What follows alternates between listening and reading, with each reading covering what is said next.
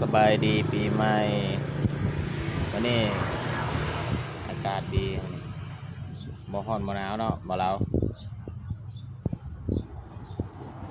ปีใหม่ไปเที่ยวไสรอขนาดเนอะแอปนี่เนาะ แอปถ่ายไอ้วันนี้อารมณ์ดีมื้อนี้วันนี้อารมณ์ดีนะ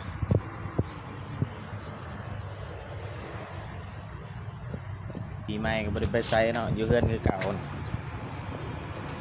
ฝากกดติดตามเด้อทุกคนเด้อ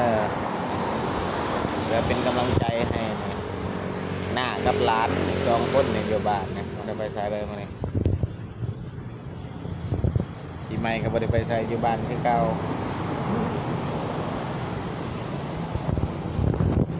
เสียงประทัดมันดังแห้งเมื่อคืนนี่